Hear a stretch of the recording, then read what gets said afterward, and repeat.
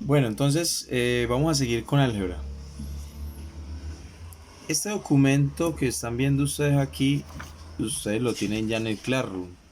Todo esto ya está organizado, está, pues, cierto, depurado. Tiene creo que dos actualizaciones el documento hasta el momento. Entonces pues ya con este documento vamos a trabajar. Vamos a explicar lo que alcancemos. Yo les recuerdo, muchachos, de que todo esto que yo estoy haciendo, que estoy explicando, ya se trabajó en clase. Esto es un adicional de mi tiempo libre que yo con mucho gusto les comparto para las personas que quieran aprender, ¿cierto? No es una obligación ver estos videos, pero pues es una herramienta ahí que tienen para los que estén interesados en ganar los talleres, las evaluaciones que vienen. Bueno, empecemos entonces con la parte teórica. Siempre hay que estudiar teoría. Yo no puedo aventurarme a resolver ejercicios sin saber teoría. Eso es muy difícil, ¿sí?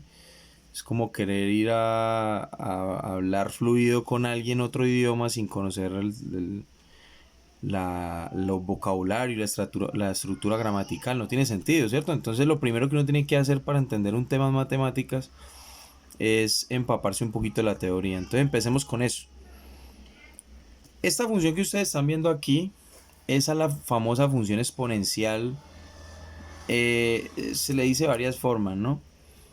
Esto que ustedes ven aquí tiene ciertas características y es que miren, aparece un número elevado a una x o a una variable. No necesariamente la variable es x. Ustedes van a ver que muchos ejercicios o en algunos libros han podido escribir esto de esta forma. En vez de f de x lo han podido escribir como f de t y ser la variable t. Eso es posible que pase. ¿Por qué? Porque estos problemas exponenciales están muy relacionados con el crecimiento o con el paso del tiempo. Y en vez de poner x, pues se suele poner una t. Para que lo tengan en cuenta. Estas dos cosas son equivalentes. Ahora, si ustedes observan, solo está la a y está el exponente pues de la variable y ya. A esto que es así se le suele conocer como una función exponencial o un modelo exponencial puro, ¿sí? ¿Por qué le llaman así? Pues porque es como el más fundamental, por así decirlo, ¿sí? Hay uno también muy especial y es cuando esa letra A es el número irracional E. O sea, cuando aparece, por ejemplo, algo así, f de t o f de x elevado a la E y la variable. A este que está aquí, entonces, también se le suele conocer con otro nombre y es la función de base natural. O sea, cuando la función es pura y tiene la e en vez de cualquier otro número, entonces se le suele conocer también como la función exponencial natural. Se le suele conocer así también. Listo, no es el único tipo de modelo exponencial que hay. Vamos a ver, por ejemplo, más adelante que hay unos modelos que son un poquito diferentes. Por ejemplo, aquí al final de la hoja del documento tenemos uno que es diferente, miren. Miren que ya no aparece la e o un número cualquiera elevado a una variable, sino que ya aparece una multiplicación, aparece otro numerito por acá, bueno, aparecen varias cosas diferentes. Entonces eso hace que este modelo se comporte distinto. Este tendrá un comportamiento diferente que también pues vamos a ver. Pero entonces por el momento revisemos solamente cuando el modelo es exponencial puro. ¿Listo? Cuando el coeficiente que está aquí, miren que al lado de la E o al lado de la A, cualquiera de los dos que ustedes vean, hay un 1. Entonces cuando hay un coeficiente que es igual a 1 y cuando no hay ninguna otra operación sino el exponente, que es la variable, a eso le llamamos puro. ¿Listo? Entonces, vamos a mirar cómo se comportan las gráficas de esta función cuando el signo de la base, vamos a recordarnos de esto, si yo tengo a elevado a la x, no se nos olvide que la a es lo que se conocía como la base, Esto es de primaria. Ojo que estas son cositas de primaria, pero bueno, la estamos repasando.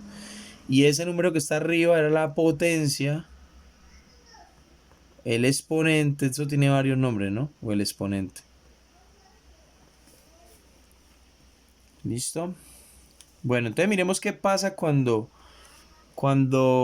estas cosas tienen signos diferentes o cuando tienen signos iguales. Entonces, hay cuatro posibilidades. Yo las voy a resumir aquí arriba. Miren, las cuatro posibilidades son las siguientes.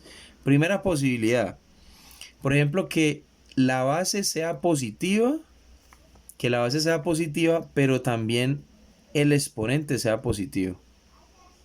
Esa sería la primera posibilidad. ¿Qué otra posibilidad tengo? Llamémosle posibilidad 2.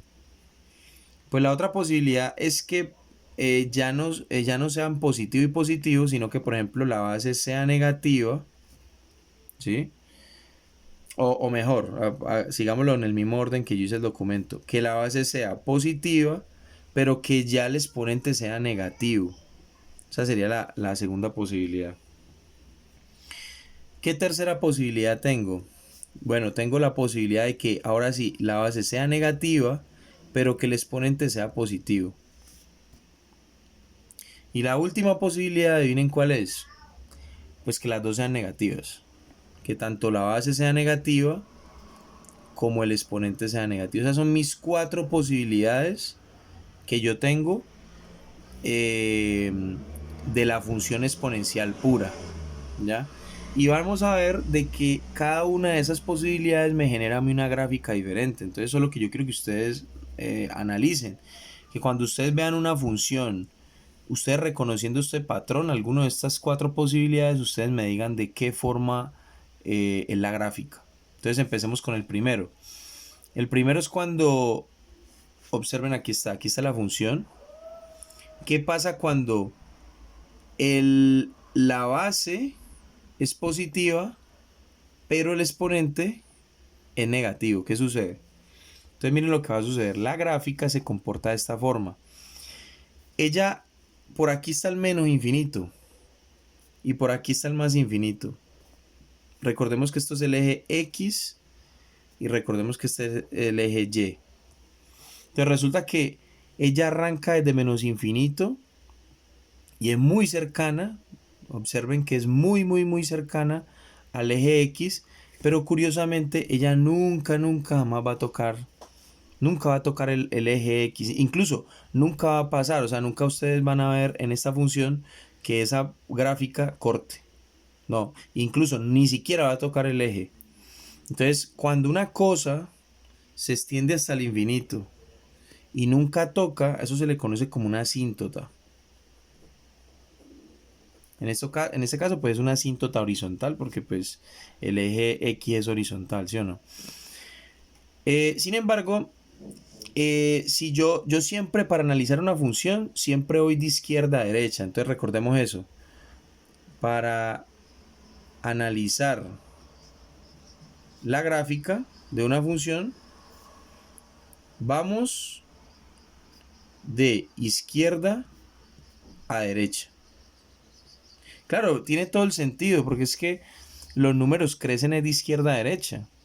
Yo nunca me voy de 0 a -1, ¿no? Yo voy de 0 a 1, a 2, a 3, ¿sí? Entonces los números siempre van desde el menos infinito hasta el más infinito. Si yo analizo esa gráfica desde el menos infinito hasta el infinito, me voy a dar cuenta que esa gráfica está subiendo, cada vez es más grande, más grande, más grande. El valor en Y, por ejemplo, si yo digo este valor de X, no sé qué será, un número cualquiera, le corresponde ese valor en Y. Pero observen este de por acá. Si yo digo este numerito, esta parejita, me doy cuenta que este X que está acá le corresponde un Y mucho más grande que al X. Bueno, mejor dicho, yo le llamo este X1 y a este le llamo X2.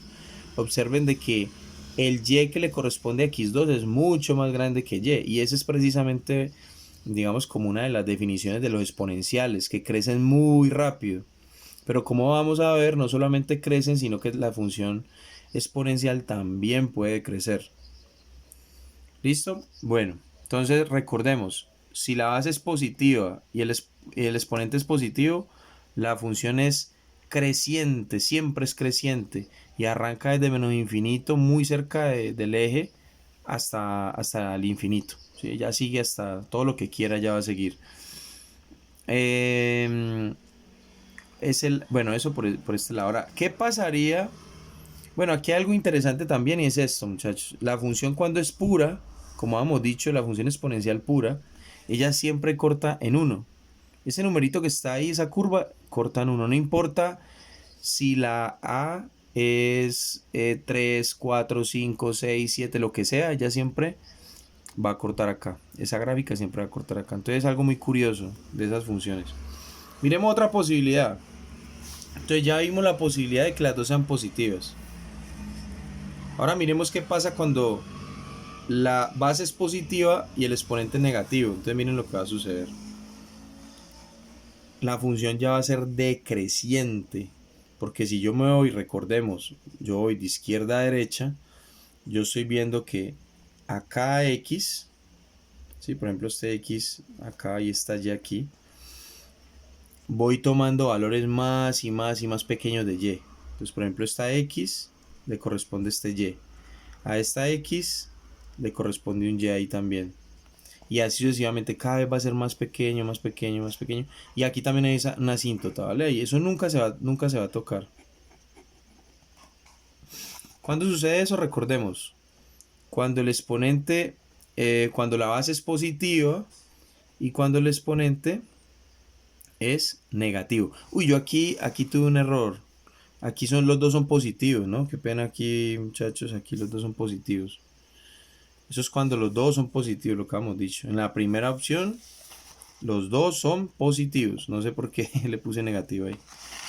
Y este es precisamente lo que ha colocado allá. Cuando la base es positiva y el exponente es negativo. Entonces la función es decreciente.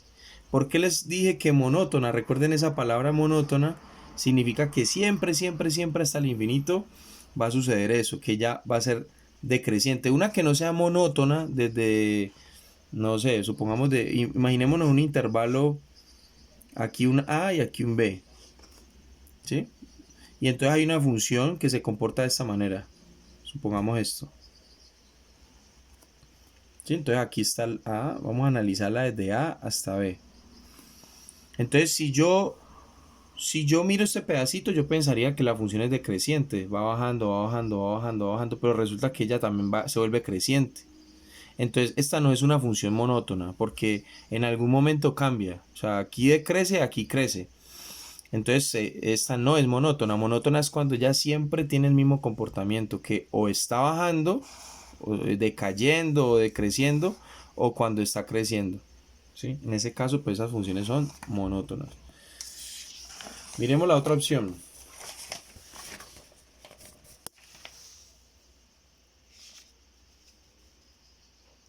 La otra opción es cuando la base es negativa, pero el exponente es positivo. ¿Qué pasa cuando sucede eso? Pues miren que ya la función ya no pertenece a este plano de aquí arriba, ¿sí lo ven? Sino que la función pasa a pertenecer al plano de abajo del eje X, pero la parte de abajo. Básicamente cuando los Y son negativos, ¿sí ven? El resultado de esto siempre es un Y negativo, en este caso. Entonces miremos a ver qué sucede. Miren, acá hay una asíntota, vuelve a dar una asíntota, ya se acerca desde el menos infinito. Ella viene desde el menos infinito. Y entonces resulta que los valores de la Y van siendo cada vez más pequeños, más pequeños, más pequeños, etc. ¿Listo? Entonces también en todo punto ya es decreciente. ¿Listo? Entonces recordemos cuando la base es negativa y cuando el exponente es positivo. Ahora miremos cuando cuando los dos son negativos, cuando tanto la base es negativa como el exponente es negativo. ¿Qué sucede? Entonces, recordemos que aquí hay una asíntota, entonces una asíntota acá. Y resulta que los valores, a medida que usted va tomando valores de X por acá, vas tomando valores de X, ella se va acercando cada vez más a y igual a 0. Recuerden que cuando no hay altura, que es sobre todo el eje x, entonces porque y no tiene ningún valor. ¿Cómo así? Pues recordemos que aquí está el 1, y1, aquí está y1, aquí está y2, ¿cierto? Aquí está y3, y abajo ¿quién iría? Abajo sería y menos 1, aquí sería y menos 2, ¿cierto? Y aquí sería y menos 3, y bueno, así está el menos infinito.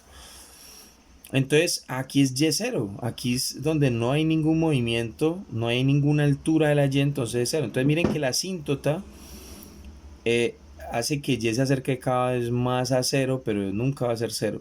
O sea, va a ser muy cercano a 0, a una altura 0, pero siempre va a tener una altura negativa. O sea, por ejemplo, aquí muy cerca, un menos 0,00001, por ejemplo, pero nunca va a ser 0 como tal. ¿Ya? En ese caso es cuando las dos son negativas, tanto la base como el exponente. Ahora miremos aquí las 4 gráficas.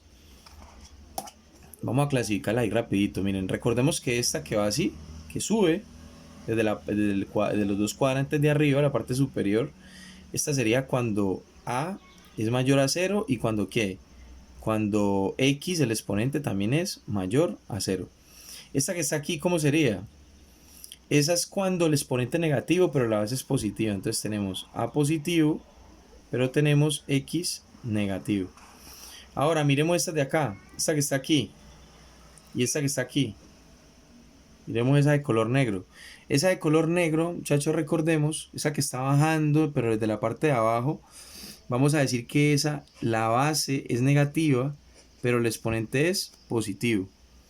Y esta que está aquí subiendo, esta que sube, pero desde la parte de abajo, que está creciendo, pero desde la parte de abajo de la gráfica, es cuando las dos son negativas. Es como un poquito intuitivo esta, ¿no? Porque pues si las dos son negativas, pensaríamos que también tendría que crecer de alguna forma, pero no.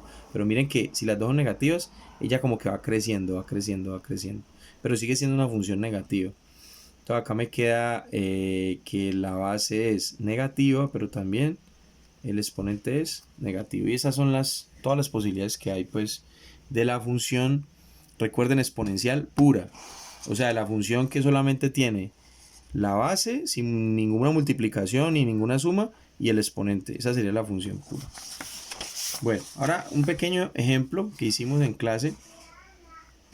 Entonces yo les doy las 4 gráficas posibles que hay y ustedes tendrían que clasificar. Ya yo les daría a ustedes unas funciones y ustedes tendrán que decirme a cuál pertenecen. Entonces esta ya la hemos hecho. Yo les puse esto como para que se guiaran. Por ejemplo, miren que la función 15 a la menos x es cuando la base es positiva, pero el exponente es negativo. ¿Y qué habíamos dicho? Que en ese caso, ¿qué pasaba? ¿Era creciente o era decreciente? Entonces, el solo hecho de que el exponente sea negativo, la función es decreciente. Entonces, sería la gráfica B, esta que está acá. Entonces, eso fue lo que puse aquí. Lo mismo con este. Miren que en estos dos, ya los dos son negativos. Como los dos son negativos, ese ya pasa a ser abajo, en la parte de abajo del eje X. Y es la gráfica C, que pareciera que estuvieran como creciendo, pero es de la parte de abajo de la gráfica. Eso ahí está, ahí lo pusimos. ¿Y qué pasa cuando la base es negativa y el exponente es positivo? Entonces tenemos negativo, positivo. Entonces lo que pasa es esto, que desde la parte de abajo hace un comportamiento como de decaimiento. Y al final, ¿qué pasa cuando las dos son positivas? Entonces, ¿qué tipo de gráfica es? Es esta, es creciente. ¿Listo? Y bueno, ahí termina pues esa parte. Ahora vamos a resolver problemas aplicados. Entonces, miren, me dan esta ecuación. Es un modelo exponencial. Yo les puedo preguntar a ustedes cuál de esas gráficas es más parecida a esta. O sea, ¿cuál de estas gráficas se acomoda más a este modelo? Aunque el modelo no es puro. Ojo, porque miren que ya no es puro porque hay un 50 multiplicando a la e. Ya, o sea que no es puro. Eso tiene un significado Y normalmente es que cuando yo empiezo algún proceso en el tiempo o una cantidad en este caso, de medicamento que me suministran o que usted se toma o algo, ese valor que está al lado de la E suele ser como un valor inicial, o sea, este 50 es como un valor inicial. Sin embargo, el comportamiento es parecido. Entonces yo sé que la gráfica que más se acomoda a este problema, como el exponente negativo, entonces es un problema que decae. O sea que la gráfica B es la que más se ajustaría a este tipo de ecuaciones. La diferencia es que ya no corta en 1, como si lo hacen acá, estas gráficas puras, sino que corta en el valor de 50. Entonces comienza a decaer y corta en y igual a 50. Eso es lo que significa ese número que multiplica. El modelo matemático podríamos escribirlo incluso así. Podríamos decir f de t es igual a A por E a la menos kt. ¿Sí? Donde 50 es como un valor inicial, donde esto es una constante, menos kt es una constante y ese t es un tiempo que va fluyendo. ¿Listo? Miremos aquí qué quiere decir este problema, qué es lo que nos dice este problema. Se administró cierto fármaco a un paciente en una cantidad inicial de 50 miligramos. Muchachos, esa cantidad inicial, esta cantidad inicial es la esta que está multiplicando acá. En este caso, mírenlo, acá está. ¿Eso? El número de miligramos en sangre después de t horas, o sea, que pasa un tiempo t, pueden ser 1 hora, 3 horas, 4 horas, 10 horas, lo que sea, se puede modelar bajo esta función. Entonces, esto es una función, muchachos, que depende de t, del tiempo. Aquí está, mire, 50 es una constante, e es un número también. Menos 2.2, menos 0.2 por t. La variable es esta. Esto es lo que va a variar, esa t que está ahí. ¿Listo? Entonces miremos a ver cómo se resuelve. Entonces me preguntan, me dan esa información y me preguntan que cuántos miligramos. Yo ya sé que los miligramos van a decaer porque el exponente está negativo, es una función que va decayendo con el tiempo. Me preguntan cuántos miligramos en sangre hay después de 0 horas. Esta es bien curiosa porque 0 horas es el momento exacto de la aplicación del medicamento, o sea que no ha pasado ningún tiempo, usted tiene que tener la misma cantidad. Mire que si yo reemplazo a t por 0, me quedaría menos 0.2 por 0, pues me da e elevado a la 0. Y todo número elevado a la 0, recordemos que todo número elevado a la 0 es 1. O sea que me queda 50 por 1. Eso quiere decir que tengo en 0 horas, yo sigo teniendo la misma cantidad de medicamento. Y tiene todo el sentido del mundo porque no ha pasado ningún tiempo. Entonces tengo que tener lo que me acabaron de aplicar. ¿Qué otra pregunta hay sobre esto? Bueno, la interpretación es lo que yo les acabo de decir. Eso ya ustedes lo leen con tranquilidad. Luego me preguntan, ¿cuántos miligramos en sangre hay después de 3 horas? Bueno, simplemente donde haya T, todo lo que sea T, reemplácelo por 3. Entonces se queda 50 E a la menos 2 por 0. ¿Cómo se hace eso en la calculadora? Entonces miremos. Les recomiendo que consigan esta calculadora, que es muy fácil de manejar. Entonces, aquí en rojito hay una E. Ese E que está aquí en el problema. Ese de aquí el problema es esta E que aparece en rojo. Entonces, ¿yo qué voy a hacer? Voy a multiplicar a 50 por E. Entonces digo, 50 por... ¿Cómo saco la E? Está en rojo. Entonces utilizo el alfa. E. Ahí quedó el E. Este gorrito que está aquí, la calculadora lo interpreta como un exponente. Entonces pongo el gorrito y abro paréntesis. Importante que abran paréntesis para que la calculadora sepa que es todo lo que ustedes van a meter en el paréntesis es el exponente de la E. ¿Qué voy a meter? Pues voy a meter menos 0.2 por 3. Entonces me queda menos 0.2 por 3. Cierro paréntesis. ¿Cuánto me da eso? 27.44, que es precisamente lo que obtuve acá. ¿Eso qué es? Significa que cuando pasaron 3 horas, ya usted en vez de tener 50 miligramos de sangre en la sangre de ese medicamento, solo tiene 27.44. Y luego me preguntan, bueno, ¿y qué pasa cuando han pasado 50 horas? Lo mismo, ¿no? Todo lo que sea T lo reemplazo por 50. Entonces aquí pongo un 50, F de 50, y acá también pongo 50. Y hago lo mismo que hice aquí, pero ya no multiplicando por 3, sino multiplicando por 50.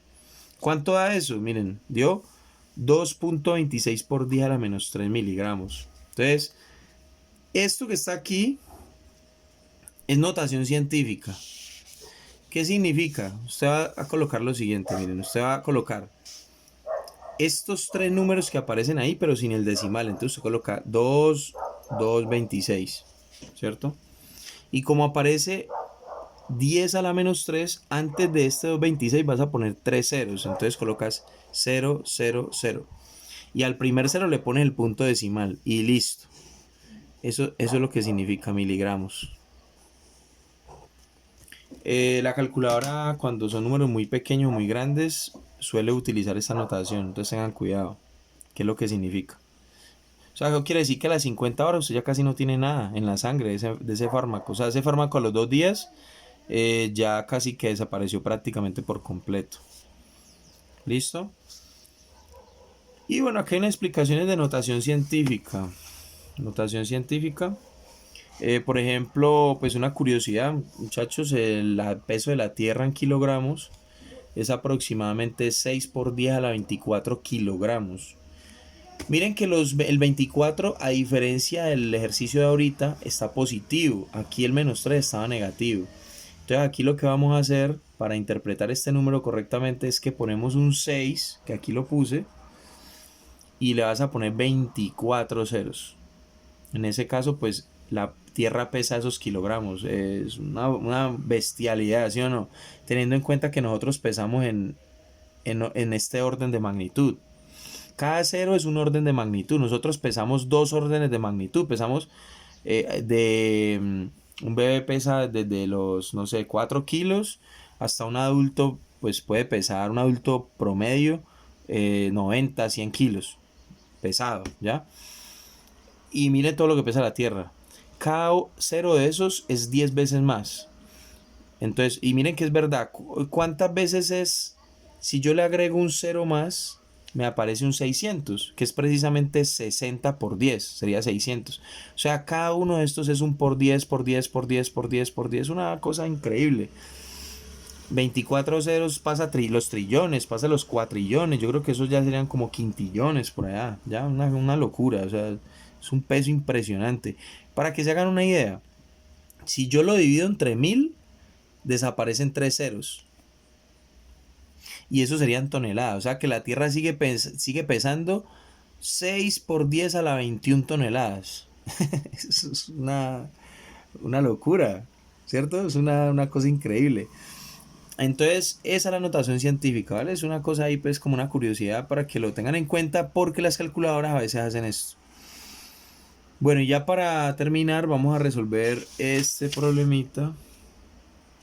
Para terminar, vamos a resolver este. 4.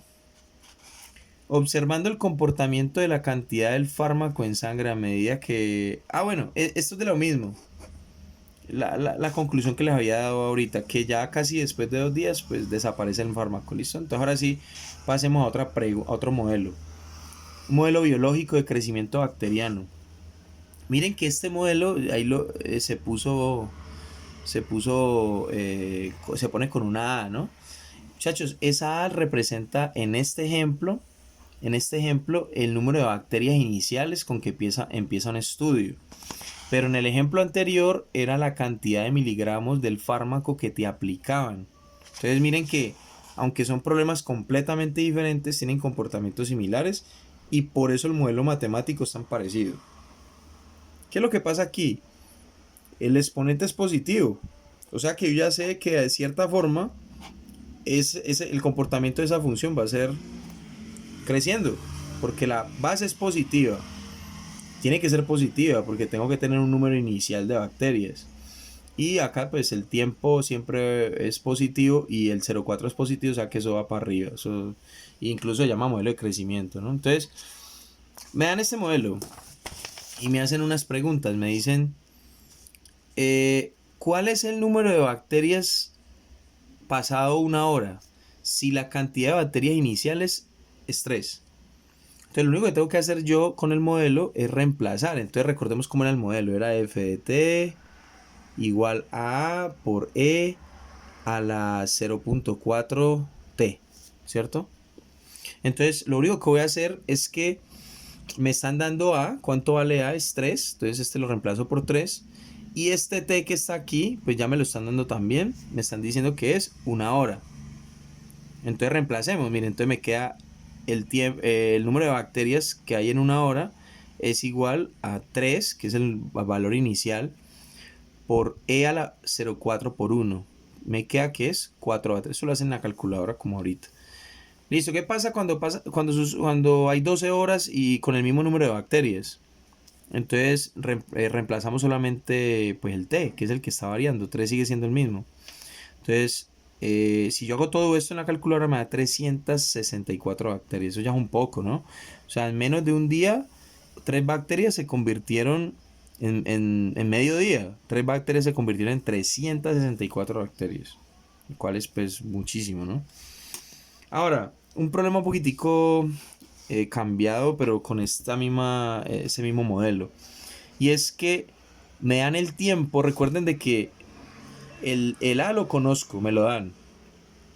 El tiempo lo conozco, pero me piden hallar el número de bacterias respecto al tiempo. Este problema es así.